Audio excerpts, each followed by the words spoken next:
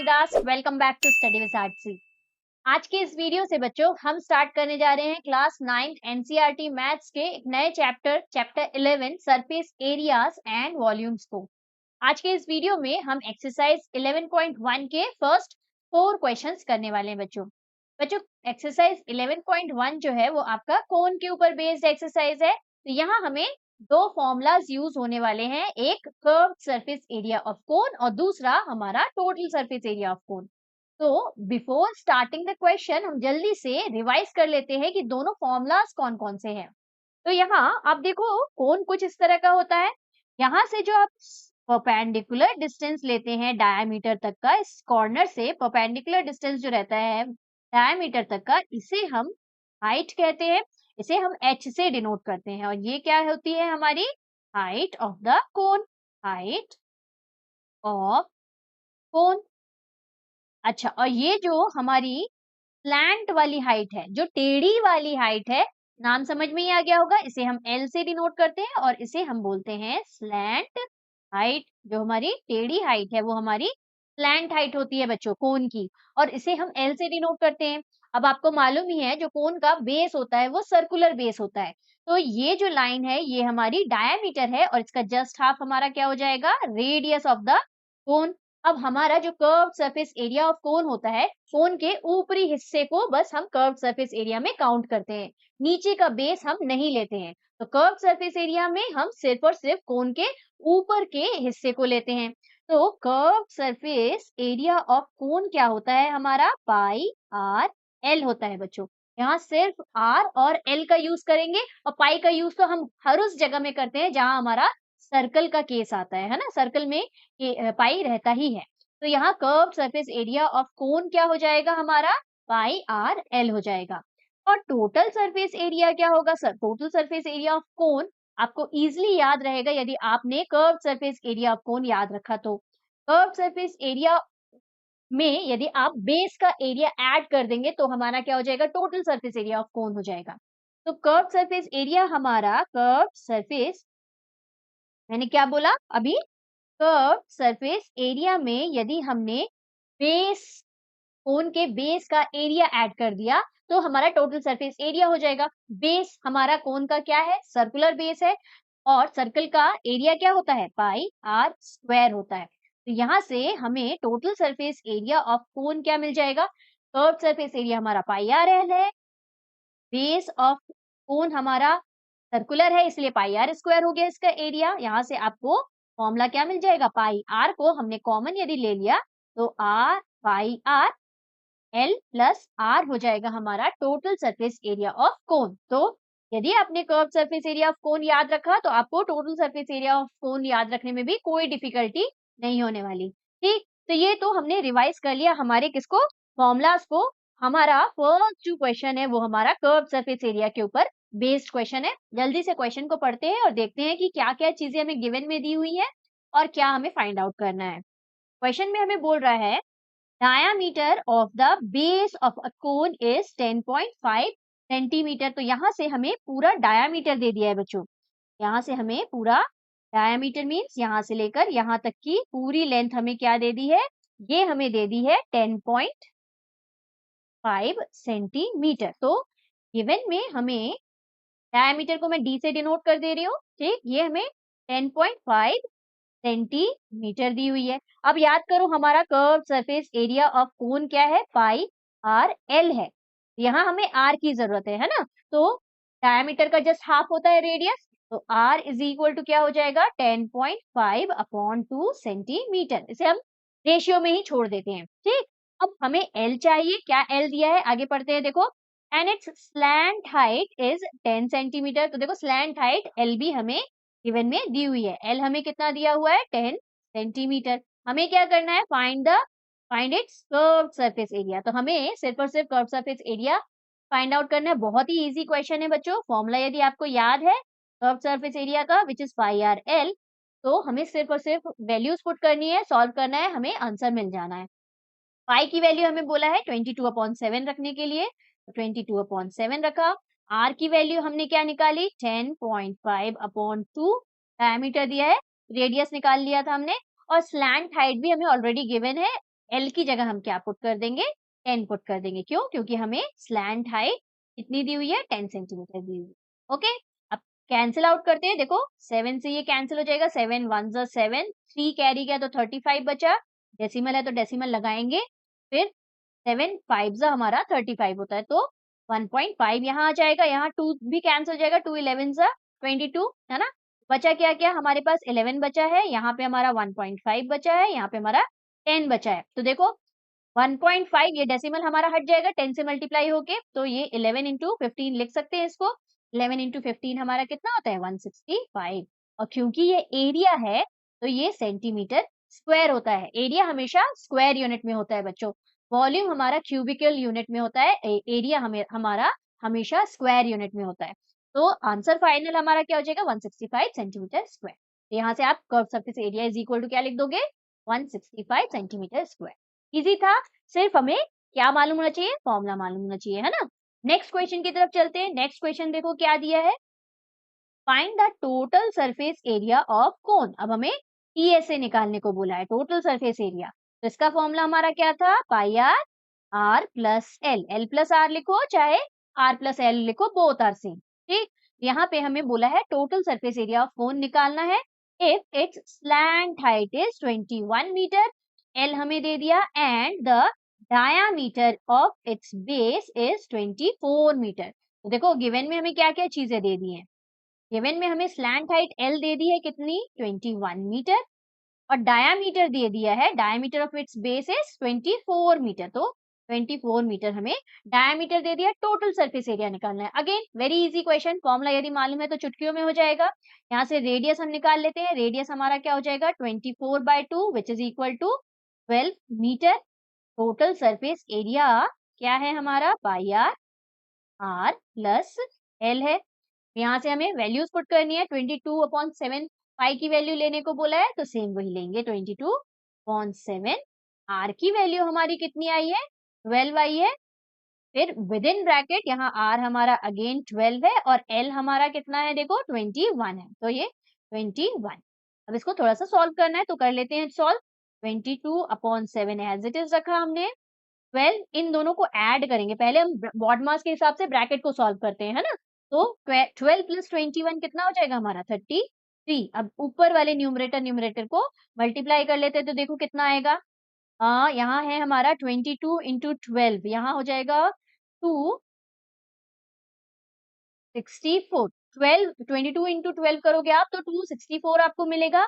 इसमें हमें फर्दर 33 को मल्टीप्लाई करना है, तो 4 3 जा 12, 1 कैरी गया, 18 19 का 9, 1 कैरी गया, 3 2 जा 6, और ये 7। अगेन सेम वही चीज रिपीट हो जाएगी, 2 9 और 7 लिख दूं मैं, 33 है क्योंकि 2 11 का 1 1 कैरी, 16 17 का 7 1 कैरी, 8712 हमें मिल गया यहाँ पे क्या, न्यूमरेटर। तो 8712 हमारा न्यूमरेटर अपॉन में 7। अब इसको कैंसिल करना बाकी है, क्योंकि हमें फाइनल आंसर जो है वो डेसिमल में ही बताना है।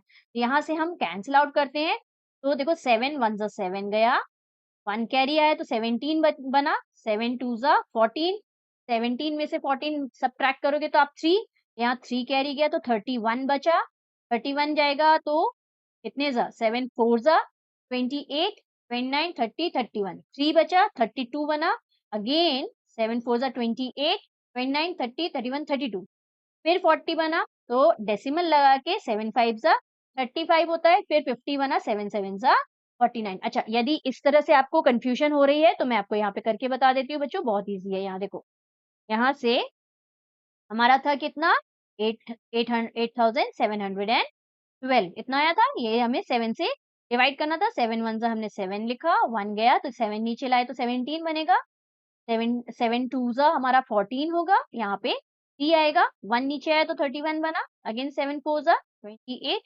28 में से 31 हमने कैंसिल किया था तो हमें कितना मिल गया था, 29 30 31 31 3 मिला था, और हमने 2 नीचे लेके आए थे। अगेन हमने बोला था 4 टाइम्स जाएगा तो 28 आएगा, यहाँ पे 28 29 30 31 32, तो ये 4 आएगा, 40 बनेगा। 5 से डेसिमल लगा के 40 बनाना है ना, डेसिमल लगा के हम 0 लगाते हैं। फिर 7 5 जा हमारा 35, फिर 5 आया, 7 7 जा 49 हो जाएगा। ठीक, इसी तरह से हमने किया था, तो इसीलिए हमारा फाइनल आंसर क्या हो जाएगा, 1244.57। अगेन एरिया है तो सेंटीमीटर स्क्वायर। ठीक, इस तरह से कैलकुलेशन करना है बच्चों। थोड़ा सा कैलकुलेशन को आप इजी बनाओगे, सारा न्यूमरेटर को पहले आप मल्टीप्लाई कर लेना, फिर आप 7 से डिवाइड करना, तो इजी पड़ेगा आपको। ओके, तो आई होप आपको अच्छे से समझ में आ गया होगा। बहुत इजी क्वेश्चन था, है ना। नेक्स्ट क्वेश्चन की तरफ चलते हैं। क्वेश्चन नंबर 3 देखो क्या दिया है हमें। Curved surface area of cone is 308 centimetre square. बच्चों ये सेंटीमीटर स्क्वायर स्क्वायर है। तो यहाँ पे हमें गिवन में सबसे पहले क्या चीज दे दी है, हमें गिवन में सबसे पहली चीज curved surface area of cone दे दिया है।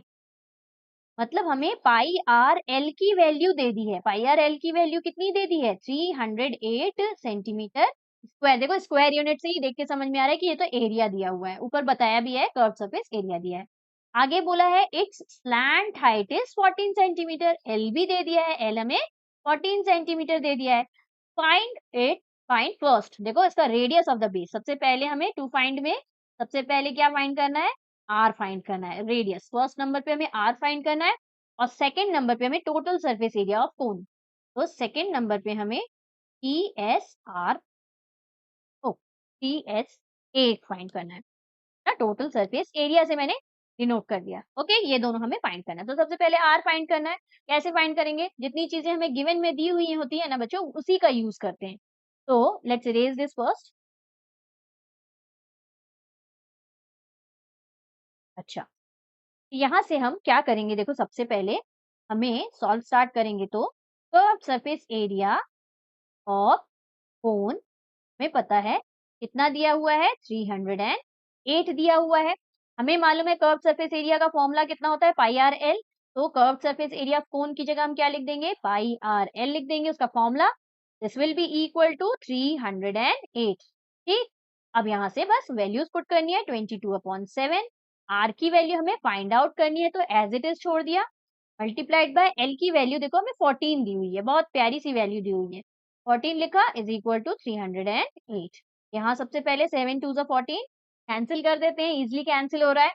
तो यहाँ हमारा 44, 22 इंटू 2 कितना हो गया, 44 हो गया। Two R is equal to 308। अब बस 44 को हम डिनोमिनेटर में ले जाते हैं ट्रांसपोज करके, 308 अपॉन 44 कैंसिल आउट करते हैं। देखो 4 से कैंसिल हो रहा है, ऊपर हमारा 4 नीचे से, तो 4 11 से कैंसिल हो रहा है, 4 11 से 44। ऊपर देखो 4 7 जा 28 होता है। अगेन देखो 2 कैरी गया तो 28 बना, अगेन 4 7 जा 28 हो गया। यहाँ से 77 तो 11 से कैंसिल हो गई, 11 7 जा 77। तो देखो आर की बड़ी ही प्यारी सी वैल्यू आ गई हमारे पास। आर की वैल्यू हमारे पास क्या आ गई, 7 सेंटीमीटर। ठीक, ये फर्स्ट वाला पार्ट हमारा हो गया। सेकंड वाला पार्ट भी इजी है। क्या निकालना है हमें, टोटल सरफेस एरिया निकालना है। टोटल सरफेस एरिया ऑफ कोन कितना होता है, pi are, are plus L होता है। बस वैल्यूज पुट करनी है हमें, 22/7। पाई की वैल्यू, आर की वैल्यू हमने अभी निकाली 7 है, बड़ी प्यारी सी वैल्यू आई है। ये आर की जगह 7 पुट किया, प्लस एल की जगह हमारा 14, स्लैंट हाइट देखो हमें 14 दिया हुआ है, 14 पुट कर दिया। देखो बड़ी अच्छी वैल्यू आ रही है। 7 से 7 पहले कैंसिल कर देते हैं, 22 बचा, मल्टीप्लाइड बाय 7 प्लस 14 हमारा 21 होता है। अब इन दोनों को मल्टीप्लाई कर देते हैं, तो कितना आएगा देखो, यहाँ से यदि मैंने 22 इंटू 21 करना है, तो हमारा ये हो जाएगा 2 2 4 4। तो यहाँ 2 6 और ये 4। तो हमारा final answer total surface area क्या आ गया, 462 सेंटीमीटर स्क्वायर। ठीक, स्क्वायर यूनिट है, टोटल यूनिट गलत करना बिल्कुल एकदम अलाउड नहीं है, तो यूनिट सही लिखना है। टोटल सरफेस एरिया है तो स्क्वायर यूनिट सेंटीमीटर। ठीक, this will be the final answer of this question. I hope आपको दोनों पार्ट अच्छे से समझ में आ गए होंगे बच्चों। बहुत इजी क्वेश्चन था, है ना। सारे क्वेश्चंस ऐसे ही इजी है, हमें बस फॉर्मूला याद होना चाहिए, राइट। इसलिए हमने सबसे पहले फॉर्मूला को थोड़ा सा डिस्कस किया है बच्चों। लास्ट क्वेश्चन आज के सेशन का देख लेते हैं, क्या है दिया है देखो। Conical tent is 10 metre high and the radius of its base is 24 meter. Find slant height of the tent. तो देखो यहाँ पे गिवन में क्या क्या चीजें दी हुई है। देखो फर्स्ट पार्ट में हमें स्लैंट हाइट निकालने को बोला है, हमें बोला है कोनिकल टेंट की हाइट जो है वो 10 मीटर। बच्चों यहाँ स्लैंट हाइट नहीं बोली है, यहाँ पे हमें हाइट ऑफ द टेंट दिया हुआ है, मतलब हाइट ऑफ द कोन दिया हुआ है। यहाँ ध्यान से देखो, यदि मैंने कोन को ड्रॉ किया, ड्रॉ द कोन, ये रहा हमारा कोन, और यहाँ से कुछ हमारा कोन का डायामीटर होगा, तो let's draw the diameter also. यहाँ से यहाँ तक का हमारा कोन का डायामीटर हुआ। डायामीटर के जस्ट यहाँ कॉर्नर से जस्ट डायामीटर के ऊपर परपेंडिकुलर जो डिस्टेंस रहती है वही हमारी क्या होती है, हाइट होती है। स्टार्टिंग में ही मैंने आपको बताया। तो ये हमारी हाइट हो गई, ये हमारा स्लैंट हाइट है, इसे हम एल से डिनोट करते हैं। और यहाँ से यहाँ तक हमारा क्या होता है, रेडियस होता है। बच्चों हाइट हमें 10 मीटर दी हुई है, ठीक। स्लैंट हाइट हमें फाइंड आउट करने को बोला है, और रेडियस भी तो दिया हुआ है हमें, यहाँ पे रेडियस हमें 24 दे के रखा है। क्या आपको मालूम है जो हाइट, स्लैंट हाइट और रेडियस ऑफ कोन होता है, ये एक दूसरे के ऊपर, देखो height is perpendicular to radius, है ना, तो ये तीनों मिलके एक राइट एंगल ट्राइंगल फॉर्म करते हैं। तो यहाँ से ये हमारी हाइट ऑफ द कोन हो गई, ये हमारी स्लैंट हाइट हो गई, और ये रेडियस हो गया। तो ये हमारा राइट एंगल ट्राइंगल यदि हुआ, तो we know that according to Pythagoras theorem क्या होता है, हाइपोटेन्यूज का square is equal to perpendicular square plus base square. बस इसी फॉर्मूले का यूज हमें बच्चों यहाँ पे करना है। इसी फॉर्मूले को, पाइथागोरस थ्योरम का यूज करके हमें एल फाइंड आउट करना है। यहाँ हमें ना कर्व सरफेस एरिया की जरूरत है, ना टोटल सरफेस एरिया की जरूरत है। तो यहाँ देखो क्या करेंगे, ये है हमारा एल, ये है हमारा परपेंडिकुलर को हम एच से डिनोट करते हैं, हाइट ऑफ द कोन है, और ये हमारा रेडियस ऑफ द कोन है। तो यहाँ हाइपोटेन्यूज की जगह हमने क्या लिखा, एल लिखा है। तो देखो हमारा क्या हो जाएगा, एल स्क्वायर। यहाँ एक बार फॉर्मूला में लिख देती हूँ, बाय पाइथागोरस क्या होता है,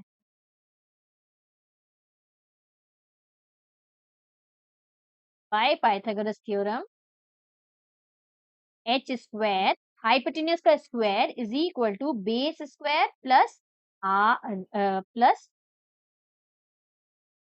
परपेंडिकुलर स्क्वायर होता है। तो यहाँ हाइपोटेन्यूज हमारा क्या है, एल है, तो L square is equal to base हमारा क्या है, आर है, तो आर स्क्वायर प्लस परपेंडिकुलर हमने एच से डिनोट किया है, तो एच स्क्वायर। अब ये मत बोलना कि मैम बुक में तो H square plus are square दिया हुआ है, बोथ आर सेम थिंग, क्योंकि बीच में प्लस का साइन है। तो ये वाला फॉर्मूला आप डायरेक्ट भी बच्चों याद रख सकते हो, हमारी बुक में ये फॉर्मूला हमें डायरेक्ट दिया हुआ है, याद भी आप रख सकते हो कि l square is equal to होता है हमारा r square plus h square, या h square plus are square, ठीक है। डायरेक्ट भी आप याद रखोगे और डायरेक्ट अप्लाई करोगे तो भी बिल्कुल गलत नहीं है। तो यहाँ पे हम वैल्यूज पुट कर देते हैं, हमें एल स्क्वायर की वैल्यू निकालनी है, आर की वैल्यू हमें दी हुई है 24, तो 24 का स्क्वायर प्लस एच की वैल्यू हमें दी हुई है 10, तो 10 का स्क्वायर। यहाँ पे आप गिवन में नोट कर लेना, गिवन में मैंने बाय पाइथागोरस थ्योरम लिख दिया है, यहाँ पे गिवन में आपको क्या नोट करना है, अच्छा गिवन लिखना जरूरी होता है, ओके। जितने भी स्टेटमेंट वाले सम है आप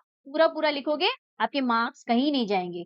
रेडियस हमें 24 सेंटीमीटर दिया है, और एच हमें दिया हुआ है कितना, 10 मीटर हाइट। यहाँ पे मीटर में है, दोनों मीटर में, तो हमारा यहाँ पे भी मीटर में ही रखना है। 24 मीटर एंड हाइट हमें 10 मीटर दी, ठीक, तो दोनों को मीटर में रख दिया।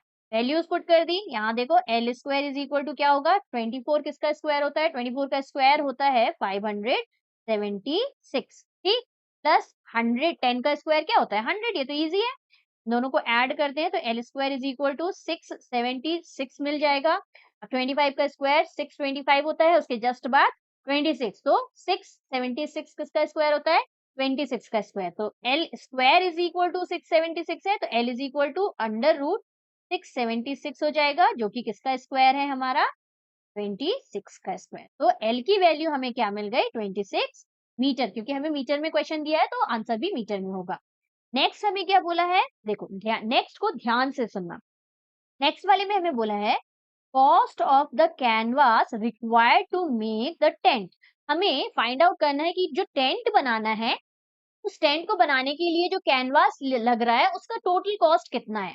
तो अब देखो जो कपड़ा लग रहा है या जो कैनवास लग रहा है, उसको खरीदना यदि आपको है तो पर यूनिट एरिया का उसका कॉस्ट मालूम होना चाहिए। तो देखो हमें दिया हुआ है यहाँ पे, if the cost of 1 metre square canvas is 70 rupees, देखो 1 मीटर स्क्वायर का हमें कॉस्ट दे दिया है कि 70 रुपीज लगेगा। अब यदि हमने अपना टेंट का टोटल सरफेस एरिया निकाल लिया, ध्यान रखना यहाँ पे total surface area does not include the base of the tent. क्यों? क्योंकि हम टेंट के नीचे तो कपड़ा नहीं लगाते ना, कपड़ा तो हम सिर्फ और सिर्फ चारों तरफ लगाते हैं, बेस बेस में तो कैनवास नहीं लगाते। तो यहाँ पे कर्व सरफेस एरिया ऑफ कोन निकालेंगे और उसे किससे मल्टीप्लाई कर देंगे? 70 से मल्टीप्लाई कर देंगे, क्योंकि 1 मीटर स्क्वायर की कॉस्ट कितनी है? 70 रुपीज है। तो टोटल की कॉस्ट कितनी होगी? जितना भी हमारा कर्व सरफेस एरिया आएगा उससे 70 को मल्टीप्लाई करेंगे तो टोटल की कॉस्ट मिल जाएगी। ठीक, आई होप समझ में आ गया होगा। तो पहला टास्क क्या हुआ? Curve surface area of cone निकालना है हमें पहले। तो चलो लेट्स सी, पीछे पेज है क्या? नहीं है, यहीं पे मैनेज करना पड़ेगा। तो लेट्स इरेज दिस, इसे इरेज कर देती हूँ, डायग्राम में इरेज कर दे रही हूँ। तो ये गया डायग्राम फुल। अब यहाँ से साइड में हम निकाल लेते हैं। सबसे पहले हमें क्या निकालना है? Curve surface area. Curve surface area of कोन हमें मालूम है कितना होता है? पाई आर एल होता है। पाई की वैल्यू हमारी 22/7, आर की वैल्यू हमें क्वेश्चन में दिया है 24 है, तो 24, और एल की वैल्यू हमें कितनी मिली? 26। भारी भरकम नंबर्स है ना? इन सबको हमें पहले मल्टीप्लाई कर लेना है, उसके बाद फिर डिवाइड करेंगे 7 से। और डिवाइड भी नहीं करेंगे क्योंकि मुझे यहाँ पे दिख रहा है कि 70 रुपीज है, तो मुझे ये समझ में आ रहा है कि 7 से 70 कैंसिल होने वाला है, तो डिवाइड भी नहीं करेंगे, ऊपर के नंबर को पहले मल्टीप्लाई कर ले रहे हैं। तो ऊपर के नंबर को मल्टीप्लाई करेंगे तो देखो 24 और 26 को पहले मल्टीप्लाई करते हैं।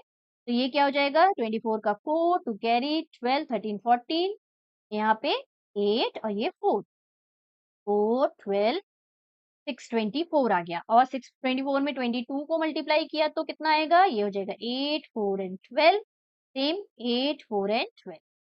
ये हो जाएगा 8, 12 का 2, 1 कैरी 6, 7, ये हो जाएगा 3 और ये 1। तो हमारा क्या आ गया? 13,728/7। और क्योंकि ये मीटर में दिया है तो मीटर स्क्वायर। इतना हमारा कितना क्या आ गया? Curve surface area of the curve surface area of the canvas. ठीक, curve surface area of canvas मिला। हमें क्या निकालना है? हमें तो उसकी कॉस्ट निकालनी है, कितना पैसा लगने वाला है। तो चलो इसको कैसे लिखेंगे देखो। लेट्स इरेज दिस फर्स्ट, पहले इसको इरेज कर देते हैं। अच्छा, तो हम क्या लिखेंगे? स्टेटमेंट, देखो स्टेटमेंट इंपॉर्टेंट है। यहाँ पे स्टेटमेंट कैसे लिखेंगे? हम लिखेंगे cost of canvas, cost of 1 metre square canvas is equal to ₹70। Therefore cost of कितना है? 13 है ये एरिया, है ना? इस एरिया के लिए हमें कॉस्ट निकालना है। तो आ, मैं सारा मिटा दूं यहाँ से कि हाँ मैं मिटा देती हूँ, अदरवाइज जगह नहीं होगी, मे बी यहाँ से दिखेगा नहीं आपको। यहाँ से ये हटाते हैं और यहाँ से पाइथागोरस थ्योरम वाला पार्ट में इरेज कर दे रही हूँ। आई होप आपने नोट कर लिया होगा, है ना? ये इरेज करते हैं और यहाँ पे लिखते हैं। तो हमें ये मिला हमारा क्या? Curve surface area. ठीक, यहाँ पे हम लिखेंगे कैसे स्टेटमेंट को? देखो हम लिखेंगे since cost of 1 metre square of canvas is equal to ₹70। यदि 1 मीटर स्क्वायर का 70 रुपीज है तो कॉस्ट ऑफ 13,728/7 मीटर स्क्वायर के का कॉस्ट कितना होगा? ऑफ कैनवास का सी लिख दिया मैंने, इज इक्वल टू 70, एक का 70, तो इतने पूरे का क्या करते हैं? मल्टीप्लाई करते हैं, है ना? 70 मल्टीप्लाइड बाय हमारा ये हो जाएगा क्या? हाँ,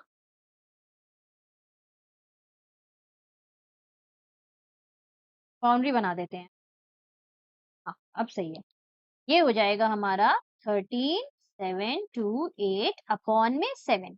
यहाँ से देखो इजिली, यहाँ 7 10 तो 70 कटा। 10 से यदि आप किसी भी नंबर को मल्टीप्लाई करोगे तो क्या करोगे? पीछे एक जीरो लगा दोगे। तो ऑलरेडी हमारा ये 13,728 था, इसके पीछे एक जीरो लगा देते हैं।